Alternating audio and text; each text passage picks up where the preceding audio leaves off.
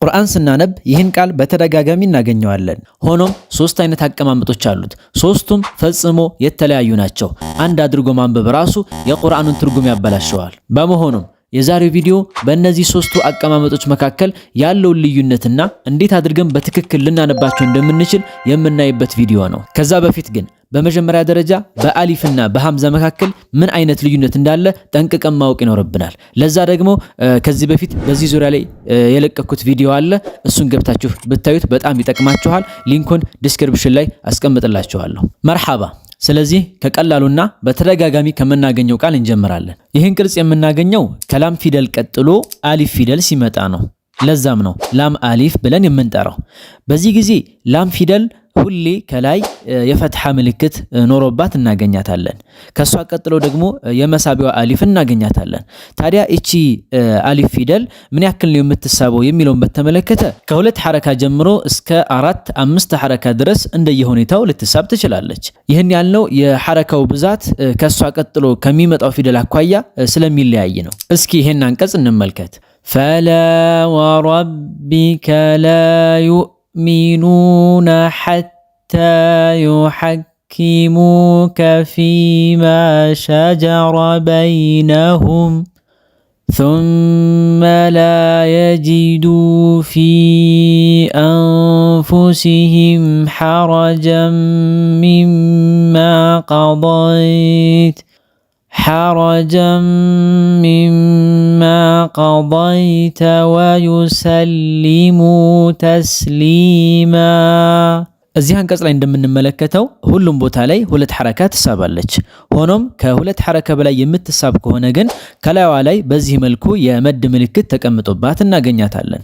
ለምሳሌ ቃለ ረቢ ኢኒ ላ አምሊኩ ኢላ ነፍሲ ወአኺ።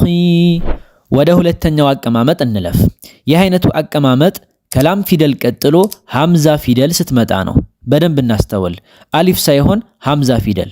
በዚህ ጊዜ ማወቅ ያለብን ነገር በዚህ መልኩ በምትመጣበት ጊዜ ምንም አይነት መድ አይኖራትም። ምክንያቱም ባለፈው ቪዲዮ ላይ እንዳየነው ላምም ሆነ ሐምዛ ፊደል አናባቢ ናቸው። አናባቢ ናቸው ማለት ደግሞ ሐረካን የሚቀበሉ ናቸው ማለት ነው። ፈትሐም፣ ከስራም፣ ضማም። ስለዚህ ሐረካን ይቀበላሉ ማለት ደግሞ መሳቢያ የላቸውም ማለት ነው።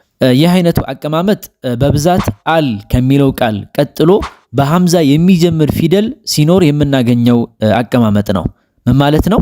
በሐምዛ የሚጀምር ፊደል ላይ አል የሚለውን ቃል ብንጨምር የዚህ አይነት አቀማመጥ ይኖረዋል ማለት ነው።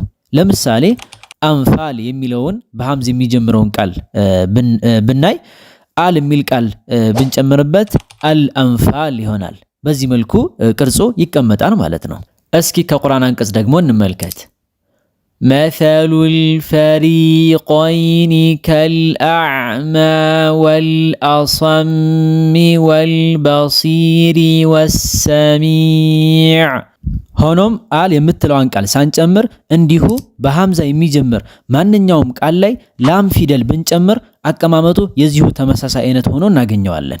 ለምሳሌ አስማዐሁም የሚለው ቃል ላይ ላም ብንጨምር ለአስማዐሁም ሆኖ ቅርጹ በዚሁ ተመሳሳይ እናገኘዋለን። ለምሳሌ ከቁርአን አንቀጽ ብንመለከት ኢነ ኢብራሂመ ለአዋሁን ሐሊም ኢነከ ለአንተል ሐሊሙ ረሺድ። ከዚህ በተጨማሪም እቺ ላም ፊደል ፈትሐ ብቻም ሳይሆን ከስራም ልትሆን ትችላለች።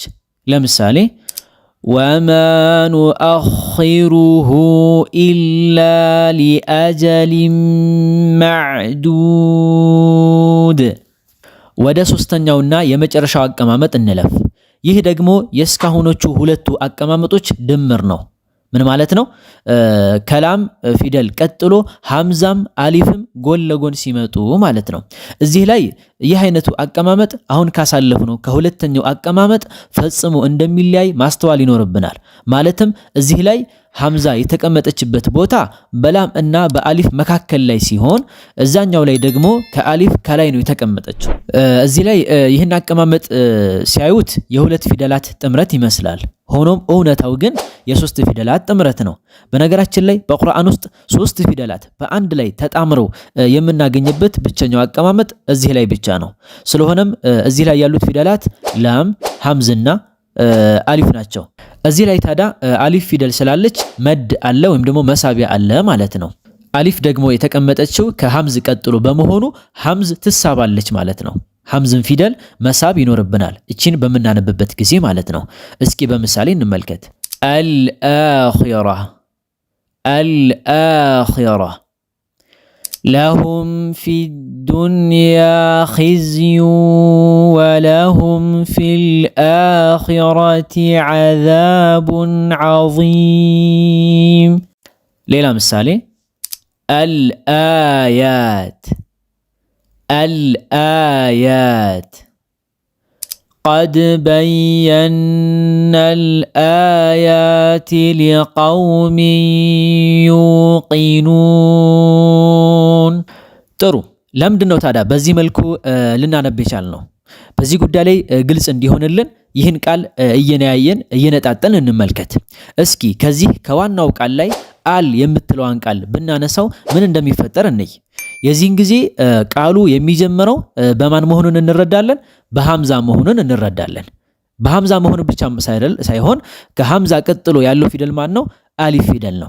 የዚህን ጊዜ ታዲያ ከሐምዛ ቀጥሎ አሊፍ ሲመጣ ወይም ደግሞ ሐምዛና አሊፍ ተከታትለው ሲመጡ መደል በደል የሚባል የመድ አይነት ይፈጠራል። መደል በደል ወይም ደግሞ የመተካካት መድ ተብሎ የሚጠራ ማለት ነው። በነገራችን ላይ ይህንና ሌሎች በጣም በርካታ የመድ አይነቶች አሉ። እነሱን በተመለከተ በቀጣይ በሌሎች ቪዲዮዎች ቀላል በሆነ መልኩ የምንማማር ይሆናል ኢንሻአላህ።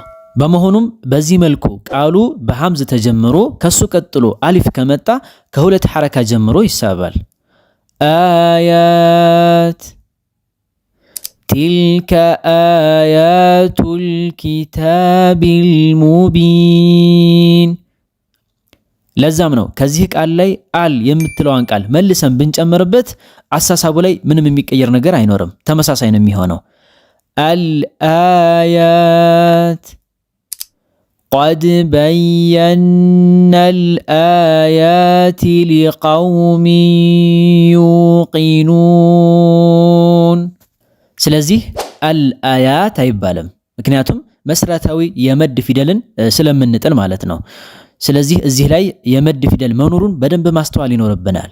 አልአያት ሳይሆን አልአያት አያት ሳብ ማድረግ ይኖርብናል። አለያ ከቁርአኑ ላይ አንድ ፊደል እንደመጣል ወይም ደግሞ እንደማጉደል ነው የሚቆጠረው። ስለዚህ ሁሌም የቃል መጀመሪያ ላይ ሐምዝ ኖሮ ከሱ ቀጥሎ አሊፍ ከመጣና እዚህ ቃል ላይ አል ከተጨመረበት ሁሌም አቀማመጡ በዚህ መልኩ ይሆናል ማለት ነው። ስናነብም እንደ ሶስት ፊደል አስበን ማንበብ ይኖርብናል። ላም፣ ሐምዛና የመሳቢያዋ አሊፍ ማለት ነው። በጥቅሉ የሶስቱን አቀማመጦች ልዩነታቸውን በደንብ እንድንረዳው ዘንዳ ይህን አንቀጽ እስኪ እናንብበው። እስኪ እድል ልስጣችሁና ዛሬ በተማርነው መሰረት ለማንበብ ሞክሩ። ከዛ ከኔ አቀራር ጋር ታነጻጽሩታላችሁ።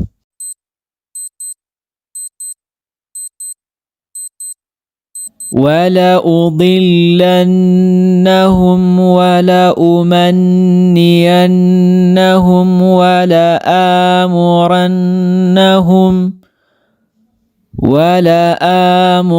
ولآمرنهم فليبتكن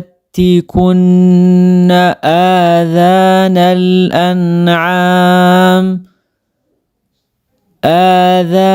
الأنعام